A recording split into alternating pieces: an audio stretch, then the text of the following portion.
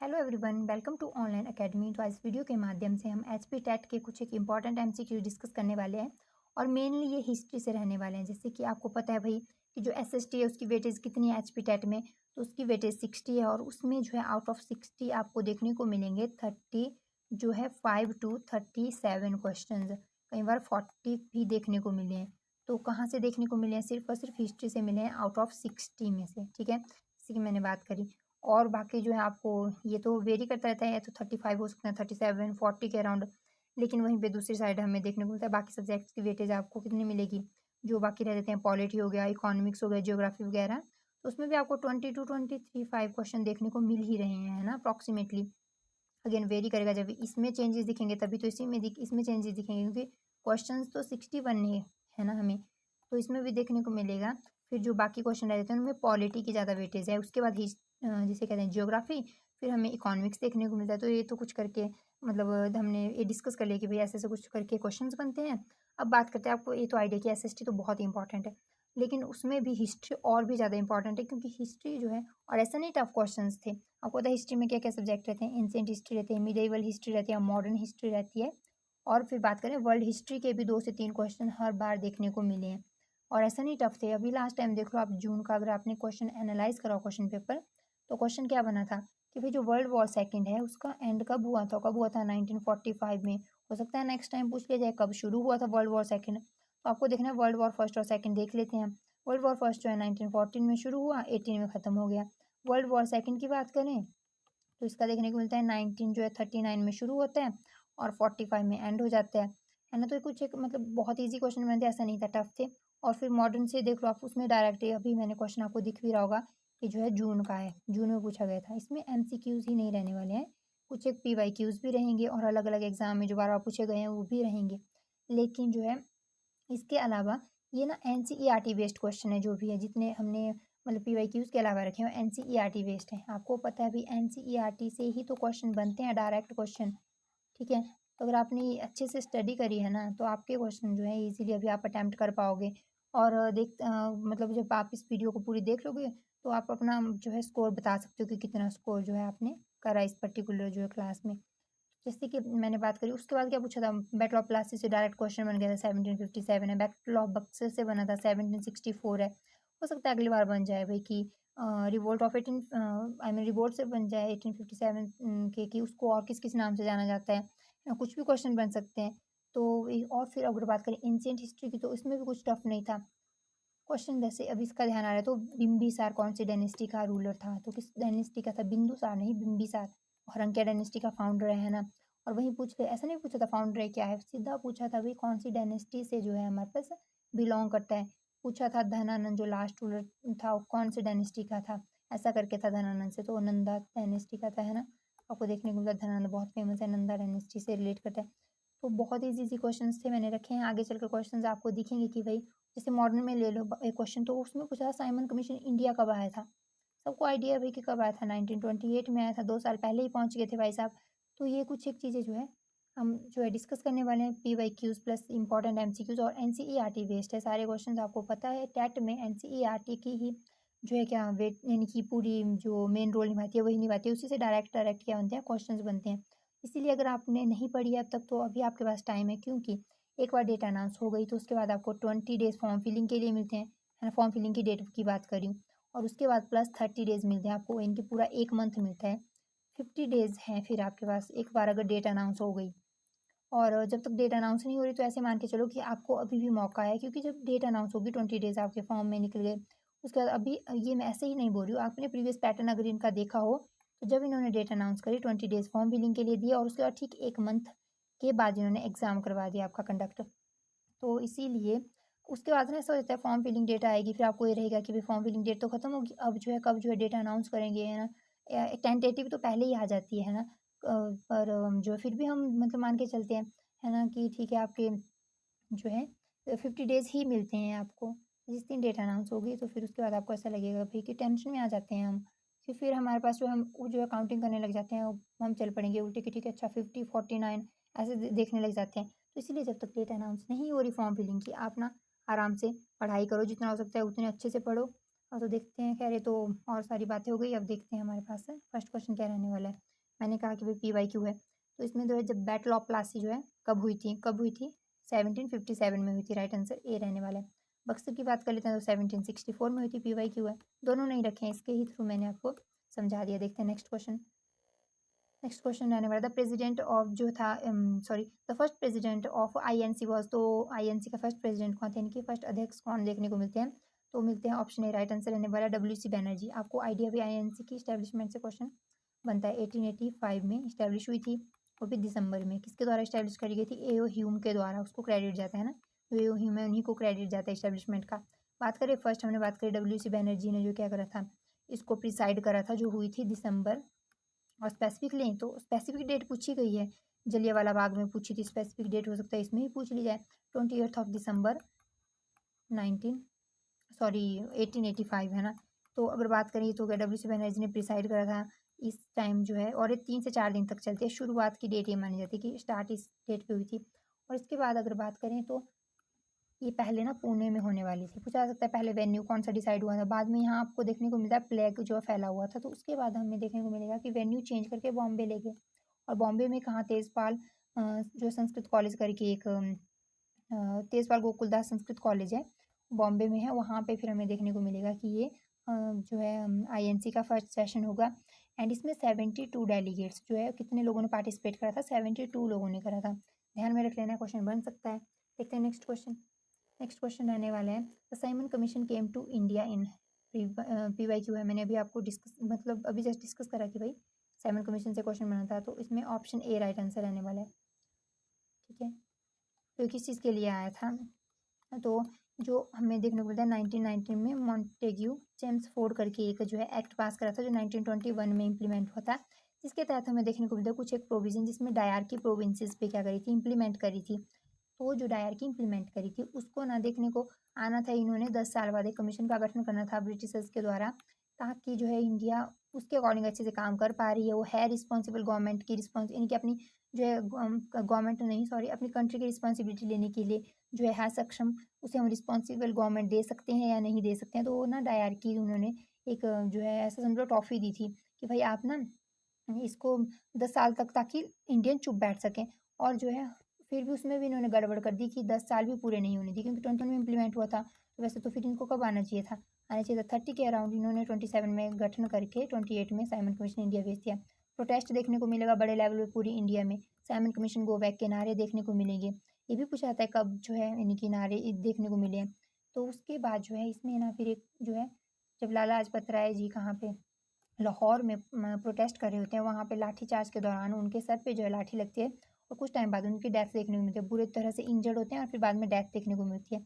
इसीलिए बता रही हूँ, पूछा जा सकता है भाई कि कौन पर्सन इंजर्ड हुआ था। बहुत ईजी क्वेश्चन पूछे हैं, टफ नहीं है। इसीलिए हमें जो है जो ईजी ईजी सी चीज़ें हैं वो सारी ही डिस्कस करते हुए चलना है। किसी क्वेश्चन से अगर कुछ इन्फॉर्मेशन हम गैदर कर सकते हैं, हम उसको जो है वहाँ से एक्सट्रैक्ट करके जो है क्या करेंगे, अपने पास इकट्ठा करके रख लेंगे, अपने नोट्स में नोट डाउन कर लेंगे।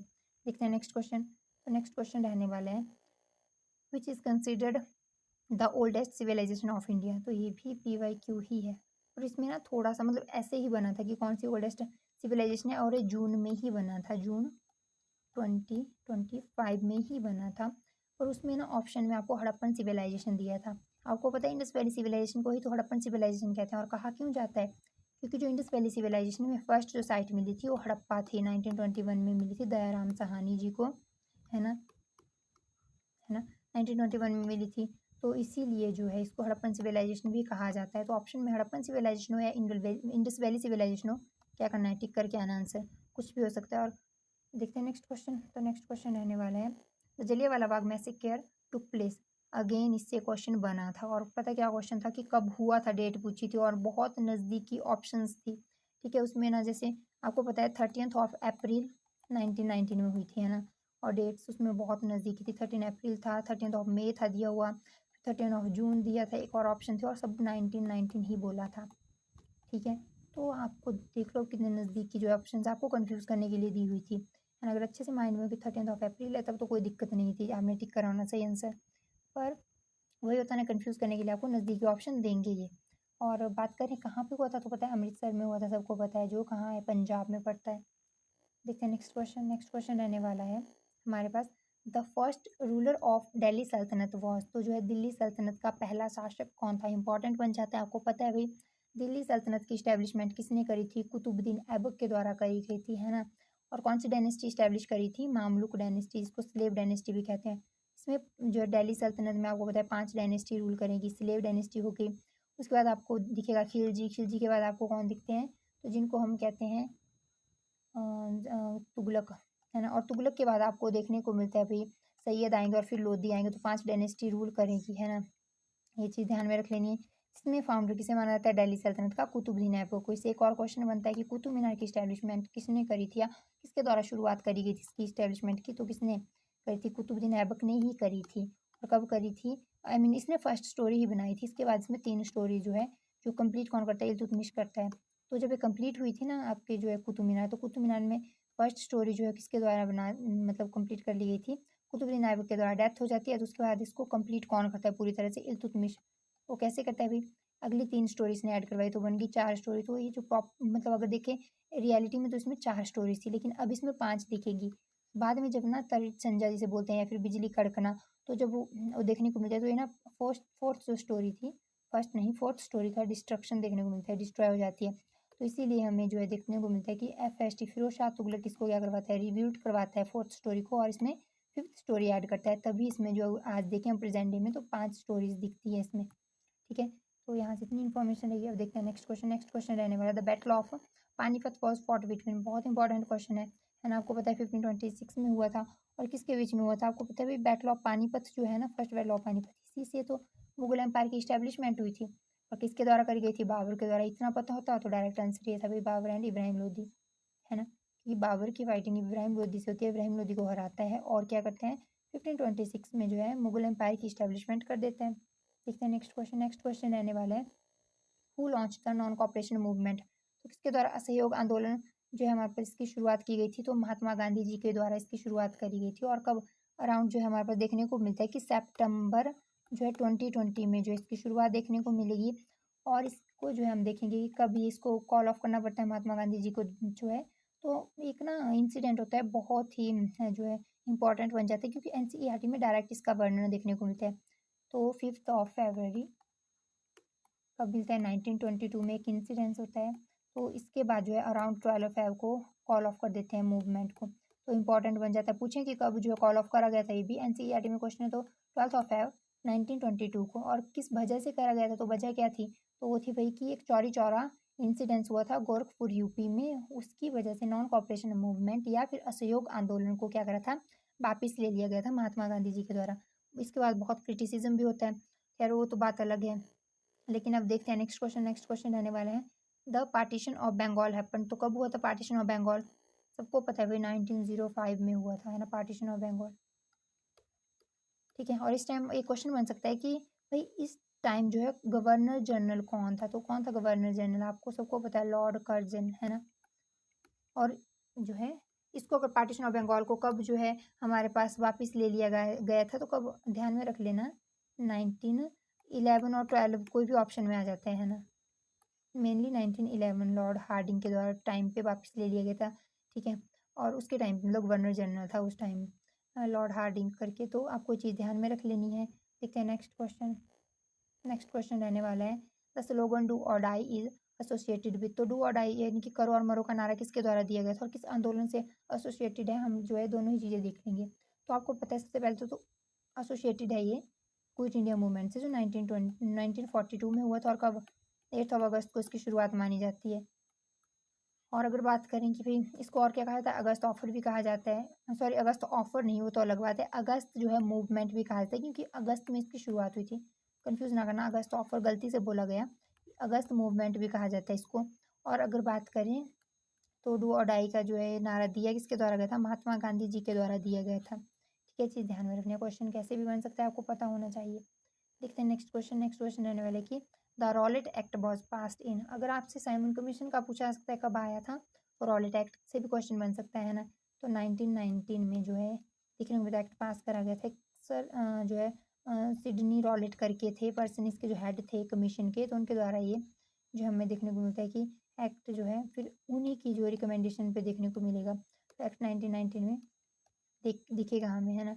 और अगर बात करें तो इसको ब्लैक एक्ट भी कहा जाता है या ब्लैक लॉ भी कहा जाता है। ठीक है, अब नेक्स्ट क्वेश्चन देखें। तो नेक्स्ट क्वेश्चन रहने वाला है, who founded the Arya Samaj. सबको पता है भाई आर्य समाज किसके द्वारा फाउंड करा गया था, दयानंद सरस्वती जी के द्वारा, है ना। बहुत इंपॉर्टेंट क्वेश्चन है। और कब इस्टेब्लिश करा गया था, डेट में मतलब ईयर को डिस्कस कर लेते हैं। 1875 में इसकी इस्टेब्लिशमेंट देखने को मिलती है। नेक्स्ट क्वेश्चन देखें तो द रिवोल्ट ऑफ 1857 स्टार्टेड। बड़ा इंपॉर्टेंट क्वेश्चन है, कहाँ से शुरू हुआ था, मेरठ से शुरू हुआ था। ठीक है, आंसर तो यहाँ पे आपको स्क्रीन पे दिख ही गया। तो ठीक है, मेरठ से शुरू हुआ था। पूछा जा सकता है जब क्वेश्चन आपको बना है, प्लासी से बना है, बक्सर से बना है, तो क्वेश्चन तो कहीं से भी बन सकता है और क्वेश्चन इजी बने हुए हैं, तो इसीलिए आपको मैंने एनसीईआरटी बेस्ड क्वेश्चन रखे हुए हैं, वहीं से डायरेक्ट क्वेश्चन बने थे। देखते हैं नेक्स्ट क्वेश्चन। नेक्स्ट क्वेश्चन रहने वाला, the Mughal emperor reached it's जो है ग्रेटेस्ट एक्सटेंट अंडर, यानी कि जो है मुगल एम्पायर का सबसे ज़्यादा एक्सपेंशन या फिर सबसे ज़्यादा जो है हमारे पास जिसको कहते हैं कि सीमा किसके दौरान देखने को मिलती है, उसके दौरान देखने को मिलती है औरंगजेब के दौरान। याद रखना कि मैक्सिमम एक्सपेंशन जो है ड्यूरिंग जो है हमें औरंगजेब देखने को मिलता है ना। और अगर बात करें अकबर की, अकबर तो अपनी रिलीजियस जो है हमारे पास टॉलरेंट पॉलिसी के लिए, है ना, बहुत टॉलरेंट पॉलिसी थी इसकी, रिलीजियस पॉलिसी के लिए जाना जाता है। उसके बाद बात करें तो अकबर और किस चीज़ के लिए जाना जाता है, तो आपको पता है भाई कि मनसबदारी सिस्टम इसी के दौरान आया था, है ना। फिर गजे इलाही करके और एक जो है रिलीजन भी शुरू करता है, इन चीज़ों के लिए जाना जाता है। और जजिया को जो है हमारे पास क्या हटा दिया गया था, उस चीज़ के लिए जाना जाता है। अब नेक्स्ट क्वेश्चन, अब नेक्स्ट करें तो शाहजहाँ की बात कर लेते हैं। तो ये इंपॉर्टेंट बन जाता है, आर्किटेक्चर के लिए इंपॉर्टेंट है। इसके आर्किटेक्चर में आपको सबसे इंपॉर्टेंट जो देखने को मिलता है, क्या मिलता है देखने को, भाई ताजमहल देखने को मिलता है। ठीक है, अब बात करें बाबर, बाबर तो फाउंडर था इस एम्पायर का। पूछा जा सकता है कि मुगल एम्पायर का जो है फाउंडर कौन था, बाबर। बहुत ईजी है ना क्वेश्चन, क्योंकि क्वेश्चन बने हैं फर्स्ट रूलर से बने हुए हैं, क्वेश्चन लास्ट से बने हुए हैं, और हर ईयर बने हुए, हर ईयर नहीं सॉरी, कि हर एक मतलब जैसे एग्जाम होता है आपको पता है साल में 2 बार, तो हर बार बने हुए हैं। अभी लास्ट टाइम ही देख लो, मैंने बताया बिम्बिसार कौन सी डायनेस्टी से एसोसिएटेड है, तो पूछा था हरियंक्या से जो है एसोसिएट करता है। उसके बाद क्वेश्चन बना था कि भाई अगर बात करें लास्ट रूलर जो है नंदा का, धनानंद, वो कौन सी डायनेस्टी से एसोसिएट है, तो उसमें ऑप्शन थी, तो नंदा डायनेस्टी का डायरेक्ट टिक करते।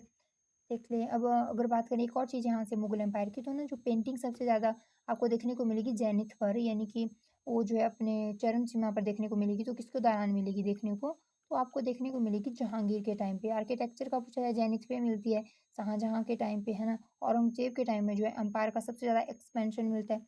तो ये तीनों ही जो है चीज़ें आपको ध्यान में रखनी है, क्वेश्चन कैसे भी बन सकता है। नेक्स्ट क्वेश्चन देखें, where was the Harappan civilization mainly located. सबको पता है भाई मेनली कहाँ पे लोकेटेड थी ये, इंडस रिवर के जो इंडस रिवर वैली है उसके इर्द गिर्द वहीं पे आपको देखने की मिलती है, इसीलिए इसको इंडस वैली सिविलाइजेशन भी कहा जाता है। और क्योंकि यहाँ पे सबसे पहली साइट 1921 में हड़प्पन साइट मिली थी, तो इसको हड़प्पन सिविलाइजेशन भी कहा जाता है। आई होप आपको इतनी चीज़ें क्लियर हो गई होगी अब तक। तो देखते हैं नेक्स्ट क्वेश्चन। और क्वेश्चन बना था जैसे कि मैंने बताया कि हड़प्पन से सबसे पुरानी सिविलाइजेशन इंडिया की कौन सी है, तो हड़प्पन सिविलाइजेशन या इंडस वैली सिविलाइजेशन कह सकते हैं। देखिए नेक्स्ट क्वेश्चन। नेक्स्ट क्वेश्चन रहने वाला, the Mughal painting reached its peak under, तो किसके टाइम पे जो जेनिथ पे पहुंची थी। तो देखो क्वेश्चन है यहाँ पे, एक सेकेंड। तो अभी जस्ट हमने डिस्कस करा कि भाई जहांगीर राइट आंसर है, तो किसके टाइम पे चरम सीमा पर पहुंची थी, तो जहांगीर के टाइम पे। अकबर का भी, इनको तो हमने डिस्कस कर ही लिया, टाइम वेस्ट नहीं करेंगे। नेक्स्ट क्वेश्चन देखते हैं, हु रोट द बुक जो है डिस्कवरी ऑफ इंडिया। बहुत इंपॉर्टेंट क्वेश्चन है, बार बार अलग अलग एग्जाम्स में पूछा गया था, हो सकता है अगली बार ये क्वेश्चन बन जाए, चांसेस हैं। लेकिन हम जो है सारे जो भी मैंने कहा कि जो एनसीईआरटी में कोई भी क्वेश्चन बनता है आपको हम सारी चीज़ों को डिस्कस करेंगे। तो इसका राइट आंसर क्या रहने वाला है, राइट आंसर रहेगा हमारे पास JL नेहरू। तो पंडित जवाहरलाल नेहरू जी के द्वारा इस बुक को लिखा गया, बहुत इंपॉर्टेंट और फेमस बुक है उनकी। अब नेक्स्ट क्वेश्चन देखते हैं, तो who was the last Mughal emperor. तो लास्ट मुगल एम्परर कौन था, बहादुर शाह जफर था। ठीक है, और जो है अगर बात करें हम, बहादुर शाह जफर जो है लास्ट मुगल रूलर है। और इसमें ना इसका नाम कभी कभी बहादुर शाह जफर ना देते हुए बहादुर शाह टू दिया होता है, तो बहादुर शाह टू इसी का नाम है। आपको पता है मुगल एम्पायर को जो है एक तो हमें ग्रेट मुगल्स देखने को मिलते हैं और फिर लेटर मुगल्स देखने को मिलते हैं। ये जो है बहुत पावरफुल थे, ये इतने पावरफुल नहीं थे, इनके टाइम पे हमें डिक्लाइन देखने को मिलता है मोस्टली एम्पायर का। और जो है अगर देखें तो ग्रेट मुगल में बाबर से शुरुआत होती है, औरंगजेब तक रहता है ना। और यहाँ देखें तो हमारे पास मुआजम शाह या फिर बहादुर शाह फर्स्ट से शुरुआत होती है, और बहादुर शाह टू, या जिन्हें हम बहादुर शाह जफर भी कहते हैं, ध्यान में रख लेना है। क्वेश्चन कैसे भी बन सकता है, टू ना दे के, जहाँ जफर ना दे के टू दिया हो, क्या पता आपको, है ना। लेकिन क्वेश्चन भी ध्यान में रखना है कि भाई ग्रेट मुगल्स का पूछा है या ओवरऑल पूछा है, ओवरऑल पूछा है तो बहादुर शाह II या फिर बहादुर शाह जफर है। अगर ग्रेट मुगल्स का पूछें तो औरंगजेब आएगा राइट आंसर आपके पास, ठीक है। तो देख लेते हैं नेक्स्ट क्वेश्चन। नेक्स्ट क्वेश्चन हमारे पास रहने वाला है, who started the non cooperation again. ये जो रिपीट हो गया क्वेश्चन, तो पता है कि महात्मा गांधी जी ने शुरू करा था। हमने सारी चीज़ डिस्कस कर ली। देखते हैं next question, the French revolution began in which year. आपको पता है एनसीईआरटी में जो है फ्रेंच रेवोल्यूशन है, और उसमें क्वेश्चन आपको बन सकता है कब शुरू हुआ था, तो 1789 में शुरू हुआ था। बहुत इंपॉर्टेंट है ना। और जो है लुई 16 के टाइम पे हुआ था। और एक क्वेश्चन बना था फ्रेंच रेवोल्यूशन से कि फ्रेंच रेवोल्यूशन में जो झंडा देखने को मिलता है वो कितने कलर्स का देखने को मिलता है। अभी जून 2025 का क्वेश्चन था, तो कितने कलर्स देखने को मिलते हैं, 3। अगली बार हो सकता है पूछें कब शुरू हुआ था, 1789। और ये 3 कलर ही पूछ लिए जाए भाई, कौन से 3 कलर्स देखने को मिलते हैं फ्रेंच के जो रेवोल्यूशन के दौरान एक झंडा था उसमें, तो कौन से मिलते हैं। एक तो व्हाइट मिलता है, ब्लू मिलता है, और इसके अलावा रेड मिलता है। ध्यान में रख लेना है, 3 कलर थे उसमें। तो आई होप आपको ये चीज़ भी क्लियर होगी। क्वेश्चन बने हैं इनसे तभी रखे हुए हैं आपके लिए, और एनसीईआरटी से ही बनते हैं, आपको पता है सबको भाई। तो एनसीईआरटी को अगर आप अच्छे से फॉलो करोगे ना, तो आपको कोई दिक्कत नहीं आने वाली एग्जाम में, और मैक्सिमम नंबर आप हिस्ट्री के यानी कि एसएसटी में आप जो है क्या कर पाओगे, फैच कर पाओगे। देखते हैं next question, which of the following was a major port of the Indus valley civilization. सबको आइडिया भाई, इसमें मेजर पोर्ट लोथल था, है ना। और कहाँ पे, गुजरात में है ये। और बात करें कि इंडस वैली सिविलाइजेशन को ही हड़प्पन सिविलाइजेशन कहा जाता है, ध्यान में रखना, क्योंकि हड़प्पा पहली साइट 1921 में क्या करी गई थी, खोजी गई थी दयाराम साहनी जी के द्वारा, इसीलिए जो है। और ओल्डेस्ट अगर बात करें सिविलाइजेशन इंडिया की कौन थी, इंडस वैली सिविलाइजेशन ही है। देखते हैं नेक्स्ट क्वेश्चन। नेक्स्ट क्वेश्चन रहेगा, Akbar's court was famous for. तो किस चीज़ के लिए, एक सेकेंड, फेमस था ये, आपको आइडिया भी, नवरत्न जो थे उनके लिए फेमस था अकबर का कोर्ट, है ना। और इसके अलावा अगर कोई बात करें, अकबर से पहले भी कोई ऐसा रूलर था जिसके कोर्ट में नवरत्न देखने को मिलते हैं। जी हाँ, चंद्रगुप्त टू आपको देखने को मिलेगा, जिसको विक्रमादित्य भी कहते हैं। गुप्ता डायनेस्टी से जो है एसोसिएट करता है, गुप्ता डायनेस्टी से बिलोंग करता है, आपको पता है। गुप्ता डायनेस्टी की जो अगर थ्रोन की बात करें किसने रखी थी, तो किसको द्वारा इस्टेब्लिशमेंट होती है, श्रीगुप्त के द्वारा। फिर आता है घटोत्कच, उसके बाद आता है चंद्रगुप्त फर्स्ट।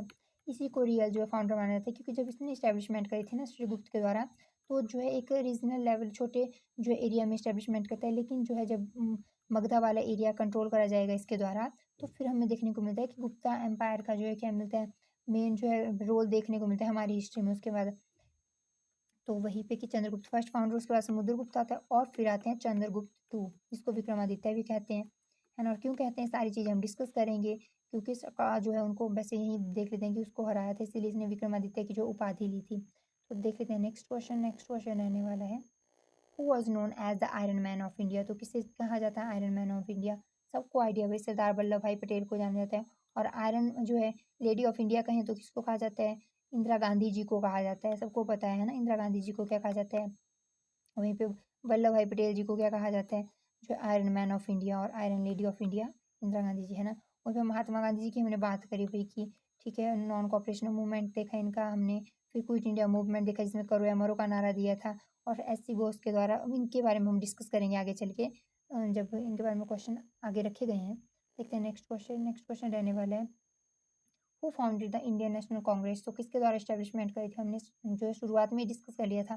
तो 1885 में आईएनसी की जो है क्या मिलती है, इस्टेब्लिशमेंट मिलती है। और किसके द्वारा देखने को मिलती है, या किसको जो है क्रेडिट जाता है इसकी इस्टेब्लिशमेंट का, तो ए ह्यूम को जाता है।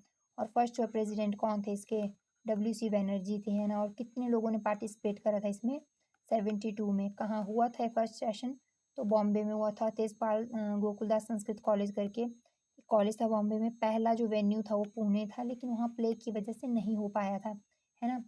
और अगर बात करें यहाँ पे दादा भाई नौरोजी, तो ये ना फर्स्ट पारसी यानी कि 1886 में देखने को मिलता है कि फिर कौन इसको प्रिसाइड करेंगे, दादा भाई नौरोजी। क्वेश्चन बनता है फर्स्ट पारसी कौन है, पारसी जिन्होंने क्या करा है, आईएनसी को जो है प्रिसाइड करा था, तो दादा भाई नौरोजी कब करा था, 1886 में, और कलकत्ता सेशन में करा था, ध्यान में रख लेना है आपको, है ना। बाल गंगाधर तिलक तो आपको पता ही है भाई, बहुत फेमस है। इनके द्वारा मराठा और केसरी दो जो है न्यूज़पेपर चलाए गए थे, तो इनको तो भाई भूल ही नहीं सकते हैं ना, बीजी तिलक। और बाकी होम रूल मूवमेंट इनका डिस्कस करेंगे हम आगे चलकर। देखते हैं नेक्स्ट क्वेश्चन। तो नेक्स्ट क्वेश्चन है, द फर्स्ट बैटल जो है fought by Babur in India कब लड़ी गई थी, हमने डिस्कस करा है। 1526 में एक बैटल लड़ी गई थी बाबर के द्वारा इब्राहिम लोदी के अगेंस्ट, जिसे क्या कहते हैं, फर्स्ट बैटल ऑफ पानीपत का 1526। और किसके अगेंस्ट थी, इब्राहिम लोदी, लोदी डायनेस्टी का लास्ट रूलर था। क्वेश्चन बन सकता है। जैसे हमने देखा कि भाई जो सल्तनत है उसकी इस्टेब्लिशमेंट किसके द्वारा करी गई थी, कुतुबुद्दीन ऐबक के द्वारा। तो पूछा जा सकता है कि सल्तनत का लास्ट रूलर कौन था, ओवरऑल बात कर रही हूँ मैं, तो इब्राहिम लोदी आएगा, क्योंकि सल्तनत जो है 5 डायनेस्टीज को मिलकर बनती है ना। बात करें हम मामलुक या फिर स्लेव डायनेस्टी हो गया, उसके बाद जो है खिलजी हो गए, खिलजी के बाद बात करें तुगलक हो गए, तुगलक के बाद बात करें तो भाई सैयद होते हैं, सैयद के बाद कौन आता है, ये लोदी आ जाते हैं। तो ये पांचों से जब इसकी जो है हमारे मिलकर जो है सल्तनत बनता है, तो ध्यान में रखना। और इसका एंड कब हुआ था हमारे पास, 1526 में सल्तनत का एंड हो गया था। और लास्ट रूलर सल्तनत का पूछे इब्राहिम लोदी था। और ओवरऑल तो हमने बात कर ली, लेकिन ये वैसे लास्ट रूलर किसका था, लोदी डायनेस्टी का था, ध्यान में रख लेना है। इसी के बाद मुगल डायनेस्टी की जो इस्टेब्लिशमेंट देखने को मिलती है। नेक्स्ट क्वेश्चन देखें, who led the salt march in 1930, तो किसके द्वारा जो इसको लीड करा गया था, तो महात्मा गांधी जी के द्वारा, ठीक है। और इनके द्वारा नेतृत्व करा गया था 1930 में, इसकी हमें शुरुआत देखने को मिलती है। और एक चीज़ ध्यान में रखनी है आपको कि भाई ये किसका हिस्सा माना जाता है सॉल्ट मार्च, तो नमक सत्याग्रह जो किसका हिस्सा माना जाता है, civil disobedience movement, I think असहयोग आंदोलन करके इसको कहते हैं, सिविल डिसोबीडियंस मूवमेंट को असहयोग आंदोलन कहते हैं, उसका हिस्सा माना जाता है। क्वेश्चन डायरेक्ट बनता है। तो अगर बात करें सीडीएम की शुरुआत या असहयोग आंदोलन, ये ना एक नॉन कॉपरेशन, और इसमें ना मेरे को हिंदी में सच में इसका मैं कंफ्यूज हो जाती हूँ नाम में, तो ध्यान में रख लेना। 1930 में इसकी शुरुआत कहाँ से मानी जाती है, सिविल डिसोबीडियंस मूवमेंट की, इसकी शुरुआत सॉल्ट मार्च से मानी जाती है, ठीक है। ये आपको चीज़ ध्यान में रखनी है। और इसका हिंदी में आप एक बार नाम रख लेना, जो है इनकी एक बार देख लियो इसका नाम कि हिंदी में क्या कहते हैं इसे। देखते हैं नेक्स्ट क्वेश्चन। तो नेक्स्ट क्वेश्चन रहने वाला है, the Indian national Congress was founded in, तो किसके द्वारा फाउंड करी गई, सॉरी कब फाउंड करी गई थी, मेरे को लगता है क्वेश्चन फिर से नहीं, क्वेश्चन फिर से नहीं रखा है हमने, एक्चुअली डिस्कस कर दिया तो इसलिए लग रहा है फिर से रखा था, क्योंकि 2 बार हम डिस्कस कर चुके हैं कब इस्टेब्लिश करी थी, किसके द्वारा इस्टेब्लिश करी गई थी, कौन फर्स्ट प्रेसिडेंट है, तो अब हम नहीं करेंगे इसको डिस्कस। और आप ना आई होप आप अपना स्कोर जो है नोट डाउन करते हुए चल रहे होंगे कि कितने क्वेश्चन अब तक आपके सही होंगे, मतलब हो गए होंगे। तो देखते हैं नेक्स्ट क्वेश्चन। और हम हर एक वीडियो में अभी हम 8 से 10 वीडियो इसी की लाने वाले हैं, मोर देन 50 क्वेश्चन डिस्कस करेंगे स्टार्टिंग में, बाद में हम जो है हर एक वीडियो में 100 क्वेश्चन कम से कम डिस्कस करने वाले हैं। तो आज जो है अराउंड 55 टू 60 क्वेश्चन है इसमें, तो आपको ना अच्छे से सारे क्वेश्चन अटैम्प्ट करने हैं। और देखते हैं कि क्या क्वेश्चन है, द मेन एम ऑफ स्वदेशी मूवमेंट, तो आपको पता है कब इसकी शुरुआत हुई थी स्वदेशी आंदोलन की, जब 1905 में पार्टीशन ऑफ बंगाल जो है उसकी अनाउंसमेंट जो है किसके द्वारा करी जाती है, लॉर्ड कर्जन। हमने देखा कि भाई गवर्नर जनरल था उस टाइम।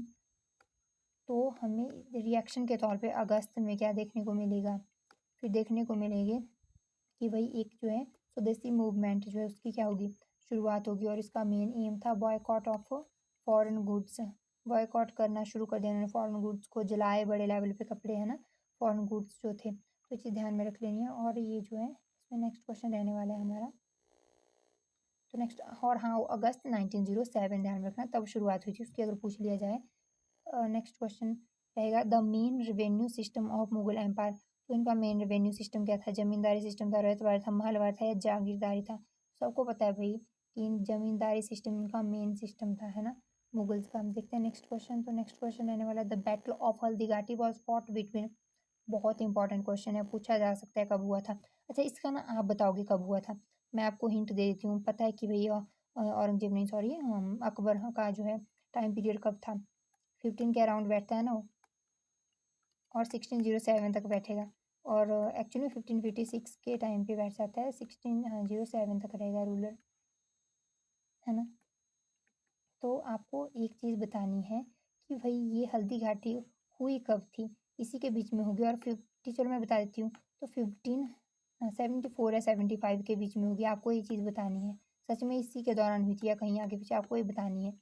और अगर बात करें, मैंने आपको बहुत नज़दीक या कहीं कि इनमें से कोई एक तो होगा ही होगा, है ना, आपको पता है, तो आपको एक तो ये बताना है। और सेकंड अभी हमने जब देख ही लिया कि भाई किसके बीच में हुई थी, तो ये हुई थी जिसे कहते हैं अकबर और महाराणा प्रताप, ठीक है। और एक चीज़ बतानी है आपको कि भाई जो अकबर की साइड से किसने जो है लीड करा था, मुगल्स जो यू नो सेना थी उसको किसने वो करा था, लीड करा था, ध्यान में रखना है। हमने बताना है मेरे को कमेंट बॉक्स में, अगर आप सीरियसली इन चीज़ों को स्टडी कर रहे हो और नोट डाउन कर रहे हो जो भी बता रही हूँ चीज़ें, तो आपको ये चीज़ बतानी है। देखते हैं next question, who started the home rule movement in India, तो किसके द्वारा शुरू करा गया था, बाल गंगाधर तिलक जी के द्वारा और एनी बेसेंट के द्वारा, दोनों के द्वारा भी, ठीक क्या चीज़ ध्यान में रख लेनी है आपको, बहुत इंपॉर्टेंट है। इनके द्वारा अप्रैल 1916 के दौरान करा जाता है और यहाँ पे हमें सितंबर 1916 में। मेनली जो अगर बात करें बाल गंगाधर तिलक जी, तो ये कहाँ पे मतलब इसमें प्रोमिनेंट, तो आपको पता है बहुत प्रोमिनेंट लीडर है, लेकिन कहाँ पे जो है होम रूल मूवमेंट इनका देखने को मिलता है, महाराष्ट्र वाले जो है एरिया में ज़्यादातर इनका जो है क्या देखने को मिलेगा, जो है कि होम रूल मूवमेंट जो है बाल गंगाधर तिलक जी के द्वारा चलाया गया था, वो देखने को मिलता है। लेकिन एनी बेसेंट के द्वारा इसके अलावा जो है मैक्सिमम मतलब इंडिया में, पूरी इंडिया में जहाँ जहाँ होम रूल मूवमेंट है इसके अलावा देखने को मिलेगा, है ना। और महाराष्ट्र के अलावा वो किसके द्वारा चलाया गया था, एनी बेसेंट के द्वारा। देखते हैं नेक्स्ट क्वेश्चन। तो नेक्स्ट क्वेश्चन रहेगा, who was called the iron chancellor of Germany. तो आयरन चांसलर ऑफ जर्मनी किसे कहा जाता है, बिस्मार्क को। ठीक है, अब आपको पता है भाई कि जब आयरन मैन ऑफ इंडिया की बात करी तो कौन है, हमारे जो है सरदार वल्लभ भाई पटेल देखने को मिलते हैं हम, है ना। तो जो है वल्लभ भाई पटेल जी क्या आयरन मैन ऑफ इंडिया है। उसी के बाद जो है आयरन चांसलर देखा हमने जर्मनी का, तो कौन है, बिस्मार्क। और मैं क्यों बता रही हूँ, अब आपको एक चीज़ ध्यान में रखनी है कि बिस्मार्क ऑफ इंडिया भी कहा जाता है, और ये किसे कहा जाता है, किसी और को नहीं, वल्लभ भाई जी को ही कहा जाता है, ध्यान में रखना। ठीक है, देख लेते हैं नेक्स्ट क्वेश्चन। तो नेक्स्ट क्वेश्चन रहेगा, who led the unification of Italy. तो इटली की यूनिफिकेशन किसके द्वारा करी गई थी, तो ये करी गई थी गैरीबाल्डी के द्वारा। अगेन क्वेश्चन इंपॉर्टेंट हो जाता है, वर्ल्ड जियोग्राफी से क्वेश्चन बनते हैं, तो मैंने रख लिए सिंपल सिंपल क्वेश्चन जो एनसीईआरटी में आपके मतलब डायरेक्टली इनडायरेक्टली बन सकते हैं ना। तो इसमें हमारे पास ऑप्शन ए राइट आंसर है, एक सेकेंड, ऑप्शन ए जो है राइट आंसर रहने वाला है, आपको ध्यान में रखना है। और देखते हैं नेक्स्ट क्वेश्चन। तो नेक्स्ट क्वेश्चन रहेगा, the unification of Germany was completed. तो आपको पता है बिस्मार्क के द्वारा करी गई थी, और इम्पॉर्टेंट इसलिए भी इसका नाम आपको ध्यान में रह जाएगा क्योंकि भाई जो है वल्लभ भाई पटेल जी को भी बिस्मार्क ऑफ इंडिया कहा जाता है। तो जो जर्मनी से जो एसोसिएट करता है बिस्मार्क, उसके द्वारा 1871 में जो यूनिफिकेशन करी जाती है किसकी, जर्मनी की, ध्यान में रख लेना है।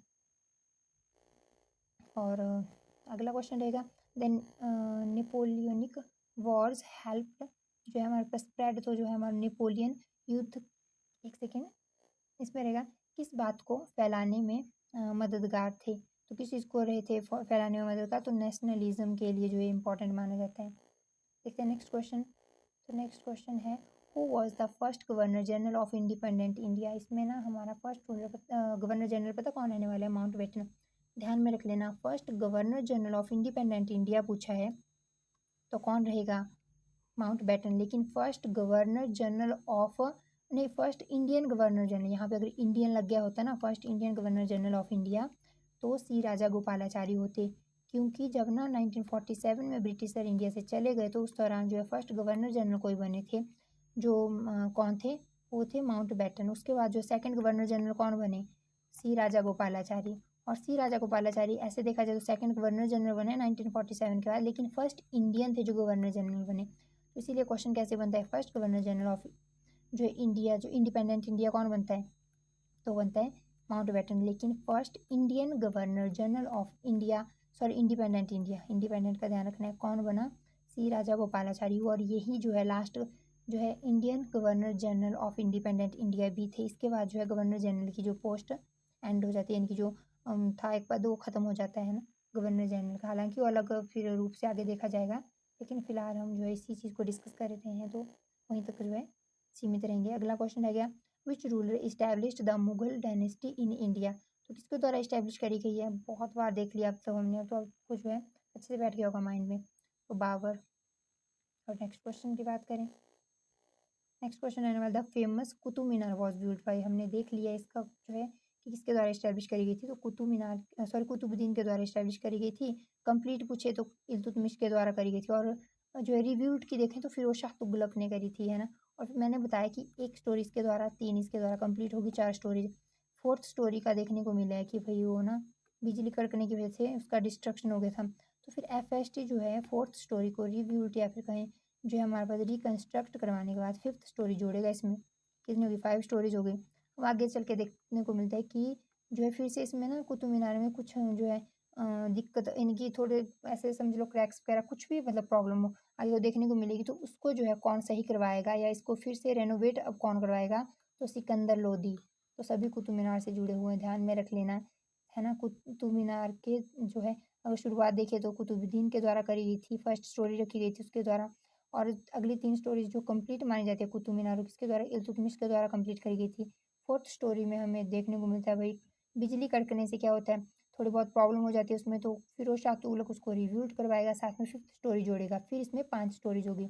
अब इसमें जब प्रॉब्लम आएगी आगे चल के कुतुब मीनार में, तो कौन रेनोवेट करवाएगा, सिकंदर लोदी। ठीक है, ये ध्यान में रख लेना है आपको। देखते हैं नेक्स्ट क्वेश्चन। लोधी डायनेस्टी का बहुत पावरफुल रूलर माना जाता है सिकंदर लोधी। तो next question, the slave dynasty was founded by, मैंने उसी टाइम बता दिया था जब हमने देखा था कि भाई जो कहते हैं हम सल्तनत, उसकी इस्टेब्लिशमेंट किसके द्वारा करी गई थी, कुतुबुद्दीन ऐबक के द्वारा। और कौन सी डायनेस्टी की जो है हमारे पास थ्रोन रखने के साथ साथ ही जो जिसे कहते हैं हम सल्तनत की शुरुआत होती है, तो मामलुक डायनेस्टी या स्लेव डायनेस्टी के साथ इसकी शुरुआत देखने को मिलती है। कुतुबुद्दीन ऐबक ने इस्टेब्लिश करा था, क्योंकि जो है हमारे पास मोहम्मद गौरी का स्लेब होता है कुतुबुद्दीन ऐबक, इसीलिए जो है इसको स्लेव डायनेस्टी कहा जाता है। नेक्स्ट कहें तो मतलब नेक्स्ट क्वेश्चन डिस्कस करें तो the Khilji dynasty ruler who expanded empire जो है साउथ वर्ड, तो कौन था, सबको पता है भाई एकमात्र जो है पर्सन था अलाउद्दीन खिलजी, ध्यान में रख लेना है।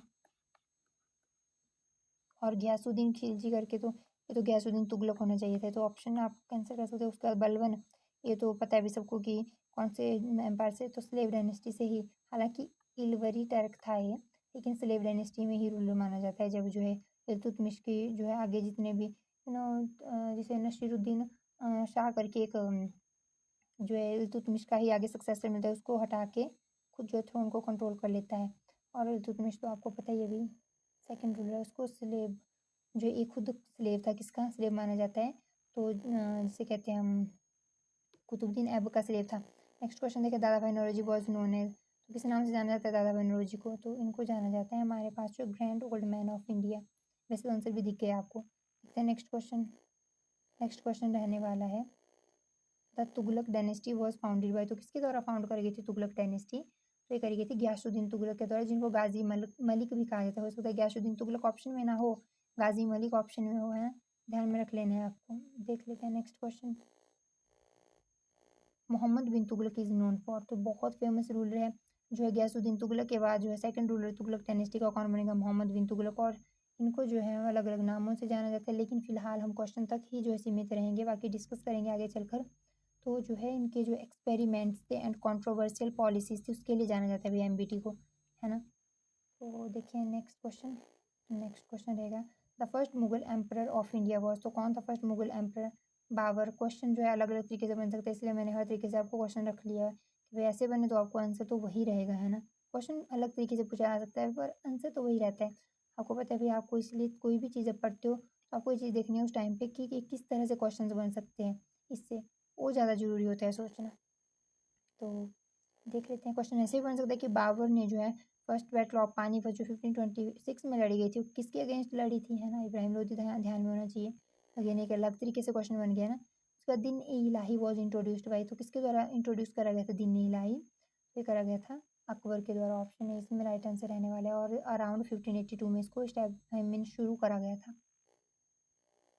उसके बाद जो है नेक्स्ट क्वेश्चन देखिए, the administrative system of Mughals was called, तो क्या था, मनसबदारी सिस्टम। मैंने कहा था कि भाई औरंगजेब नहीं, अकबर का टाइम जो है उसके टाइम पे मनसबदारी सिस्टम बहुत फेमस था, है ना।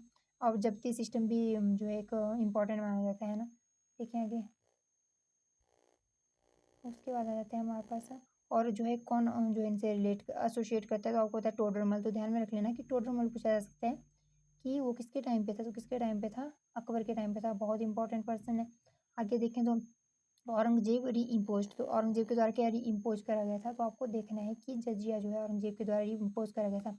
इसमें ना एक इसकी खुद स्टोरी है जजिया। बाद क्वेश्चन बन सकता है कि इंडियन सब कॉन्टिनेंट में सबसे पहले कौन जो इसको जो है इम्पोज करता है, इंट्रोड्यूस करता है, तो आपको पता है 712 AD के अराउंड जो है मोहम्मद बिन कासिम करके अटैक करता है ना एक पर्सन नॉर्थ वेस्ट फ्रंटियर पे। फिर वो वहाँ पे जो है जजिया सिस्टम पहली बार हमें इस इंडियन सब कॉन्टिनेंट में देखने को मिलता है, इंट्रोड्यूस करेगा। उसके बाद मेन लैंड ऑफ इंडिया पूछी जाए तो वो कौन करेगा, कुतुबुद्दीन ऐबक करता है, ठीक है। लेकिन इसके बाद जो है ये ना, लेकिन उस टाइम तक ब्राह्मण जो इससे बाहर थे। फिर आएगा एफएसटी, तो एफएसटी के द्वारा जो फिरोज शाह तुगलक कहते हैं वो अब ना ब्राह्मण्स को भी इसमें इंक्लूड कर देगा। तो एफएसटी ऐसा पूछा जाता है कि भाई ऐसा कौन सा सल्तनत का रूलर है जिसके द्वारा ब्राह्मण्स को भी जजिया के अंडर ले आया था, है ना। तो कौन था? एफएसटी था। और फिर इसको कौन एंड करता है? तो एंड करते हुए आगे हमें देखने को मिलेगा कि भाई जिसे कहते हैं अकबर एंड कर देगा। फिर हमें आगे चल के औरंगज़ेब के टाइम पे फिर से रीइम्पोज़ करते हुए जो है दिखेगा कि भाई इसको रीइम्पोज़ करेगा, क्योंकि दोबारा से इसको जो है क्या कहते हैं, इसको रीइम्पोज़ करना लागू करेगा, है ना। उसके बाद शाहजहाँ बिल्ड, तो शाहजहाँ के द्वारा बिल्ड करा गया है। क्या बिल्ड करा है? सबको पता है भाई, ताजमहल, क्योंकि आर्किटेक्चर के लिए बहुत फेमस था, है ना। इसका आर्किटेक्चर बहुत फेमस है। और जेनिथ पे मुगल एम्पायर के दौरान देखने को मिलता है, इसी के टाइम पे देखने को मिला था। तो नेक्स्ट क्वेश्चन रहेगा, Fatehpur Sikri was build by, तो फतेहपुर सिकरी किसके द्वारा बिल्ड करी गई थी? अकबर के द्वारा। ठीक है, और देखें नेक्स्ट क्वेश्चन। तो नेक्स्ट क्वेश्चन रहने वाला है, Mughal architecture is known for, तो किस चीज़ के लिए जाना जाता है? ध्यान में रख लेना, हमने देखा कि भाई मुगल आर्किटेक्चर अगर देखें जेनिथ पे पहुंचा था शाहजहाँ के टाइम पे, है ना। तो पता है शाहजहाँ के टाइम पे पहुंचा था जेनिथ में, और जो है ताजमहल बनवाया था, है ना। बाकी अगर याद ना हो तो ताजमहल सबको आइडिया है ना, हमने देखा ही है, चाहे खुद देखा हो या फिर फोटो में देखा हो, है ना, या उस रील्स में देखा हो, देखने को तो मिलते हैं ना हमें ताजमहल। तो उसमें आपको एक डूम शेप मिलेगी ना उसके ऊपर, ये वाली शेप जो होती है। तो यहाँ से ध्यान में रखना कि भाई लार्ज डूम्स। एंड आपको पता है कि चार बाग किसके फेमस थे? मुगल्स के। और ये कॉन्सेप्ट पहली बार कौन लाता है? तो बाबर लेके आया था, मुगल्स के द्वारा कॉन्सेप्ट लाया था, यानी कि कोई। और ये चार बाग जो है आपको ना जहाँ पे ताजमहल देखने को मिलता है वहाँ भी मिलता है, यानी कि एक यहाँ पे स्ट्रक्चर बनाया मानो ताजमहल है, यहाँ पे भी आपको ये ऐसे करके ना रास्ता मिल रहा है, और यहाँ पे एक गार्डन होगी, यहाँ पे गार्डन, यहाँ पे और यहाँ पे गार्डन। कुल मिला के जो है चार बाग का कॉन्सेप्ट लेके आते हैं। पूछा जा सकता है चार बाग का कॉन्सेप्ट कौन लाए थे? मुगल्स। और उनमें भी कौन देखने को मिलता है? वैसे जो है बाबर को माना जाता है, ठीक है। उसके बाद देखें नेक्स्ट क्वेश्चन। तो नेक्स्ट क्वेश्चन रहने वाला है, द मुगल एम्परर जो है reached, sorry Mughal empire reached its, sorry sorry actually confuse हो गई मैं इसमें, कि Mughal empire reached India after, तो किसके बाद जो है मुगल एम्पायर का भारत में ऐसा मान लो कि शुरू हुआ था, या कब पहुंचा था? तो आपको बताया कि जब बाबर किससे जीतता है? इब्राहिम लोदी से 1526 में, है ना। तो फिर इस्टेब्लिशमेंट हो जाती है मुगल एम्पायर की, और कब तक चलेगा आपको देखने को मिलेगा? 1857 तक लास्ट रूलर रहता है। इसका नाम बहादुर शाह जफर या फिर बहादुर शाह टू था, है ना।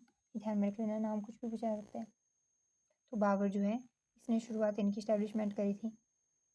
द मुगल आर्मी यूज्ड, तो मुगल सेना ने क्या इस्तेमाल करा था? तो ध्यान में रख लेना, बहुत इंपॉर्टेंट है। कैनन और जो कैवलरी इनके द्वारा इंट्रोड्यूस करी थी। ऑप्शन ए इसमें राइट आंसर रहने वाला है। और क्वेश्चन ऐसे भी बनता है कि पहली बार इंडियन सब कॉन्टिनेंट में किसके द्वारा जो है जो है जिसे कहते हैं कैनन का, सॉरी कैन वो तो बारूद का प्रयोग है। अगर बात करें ना, कई बार क्वेश्चन, ये तो मैं ऐसे बता रही हूँ आपको, ध्यान में आया मेरे को, तो ऐसे क्वेश्चन बनता है कि जो बारूद का शुरुआत, अगर बारूद सबसे पहले किसने इंडिया में इंट्रोड्यूस करा था? क्या मुगल थे? तो ध्यान में रखना, हाँ, कैनन कैवलरी इन्होंने इंट्रोड्यूस करी थी ना। पर इस इन नॉर्दर्न एरिया में सबसे पहले इंट्रोड्यूस करने वाला मिथ है। अदरवाइज जो बारूद का प्रयोग हमें देखने को मिला है ना पहली बार इंडिया में, तो बहमनी एम्पायर के टाइम पे हमें देखने को मिलेगा इंडिया में, जो कि जो हमें देखने को मिलता है और मुगल से पहले देखने को मिलता है। आपको पता है ना बहमनी एम्पायर 1347 के देखेंगे, हालांकि हम सल्तनत से अलग हुआ था एमबीटी के टाइम पे। तो अगर बात करें ना हम, तो इसमें आपको एक चीज़ देखने को मिलेगी कि भाई इसके टाइम पे इस्टेब्लिशमेंट हुई थी ये। और जो है तो बहमनी एम्पायर तो मुगल से बहुत पहले आ गया, और मुगल से जो है हमारे पास देखने को मिलता है 1526 में। तो सबसे पहले बारूद का प्रयोग किसके द्वारा करा गया था? तो करा गया था बहमनीज के द्वारा। ये चीज़ ध्यान में रख लेनी है, क्वेश्चन डायरेक्ट बनता है, हो सकता है बन जाए क्वेश्चन, और एनसीईआरटी का ही क्वेश्चन है, ऐसा नहीं कुछ बाहर से है। देखते हैं next question, the main method of जो है अर्ली इंडियन नेशनल कांग्रेस पर, तो जो ना आईएनसी का मेन मेथड पहले पता क्या था? आपको देखने को मिलता है कि हम दो तरीके से पढ़ते हैं, एक्सट्रीमिस्ट पहले मॉडरेट का फेज पढ़ते हैं, फिर एक्सट्रीमिस्ट का फेज पढ़ते हैं। एक्सट्रीमिस्ट में मेनली हम पढ़ते हैं बाल गंगाधर तिलक, बाल लाल और पालन लाल लाजपत राय, और जो है बिपिन चंद्र पाल। ये तीन इंपॉर्टेंट और भी थे इसमें, अरविंदो घोष करके और एक दो और थे, लेकिन तीन इंपॉर्टेंट रहते हैं। और बात करें अगर हम कि भाई मॉडरेट फेज़ की, तो मॉडरेट फेज़ में आपको देखने को मिलता है भाई कि जो मॉडरेट में बहुत से जो है मॉडरेट लीडर्स थे, जैसे दादा भाई नौरोजी याद किया, डब्ल्यू सी बनर्जी करके आगे बहुत सारे, फिरोज शाह मेहता, ये सारे मॉडरेट्स थे। तो उनका ना एक जिसको कहते हैं 1885 से लेके ऑलमोस्ट 1905 तक, इनके अकॉर्डिंग जो देखने को मिलता है हमें जो है कि बहुत ना जब पिटीशन मीटिंग्स के द्वारा, पैम्पलेट्स के द्वारा क्या करेंगे, इसको चलाएंगे ये सारी चीज़ें। मतलब यहाँ पे कुछ अग्रेशन नहीं देखने को मिलता, लेकिन एक्सट्रीमिस्ट थे वो, उनका मानना था कि भाई इन चीज़ों से हमें नहीं मिलेगी ना फ्रीडम, है ना, हम इंडिपेंडेंस नहीं प्राप्त कर सकते पिटीशन से, मीटिंग से और इन चीज़ों से, हमें जब तक बड़ा हम स्टेप ना लें। तो इसीलिए इन्होंने क्या करा कि भाई फिर जब 1905 से हमें 1915 में एक्सट्रीमिस्ट फेज़ देखने को मिलता है। क्वेश्चन बन सकता है मॉडरेट फेज़ कब था और एक्सट्रीमिस्ट फेज़ कब था? तो ध्यान में रख लेना है ना? नरमपंथी और गर्मपंथी कहते हैं इनको। और नेक्स्ट क्वेश्चन देखें, तो ये ना हम इस वीडियो का लास्ट क्वेश्चन रहने वाले हैं। हमने ऑलमोस्ट 55 टू 60 क्वेश्चंस डिस्कस करे। आई होप आपको अच्छे लगे होंगे और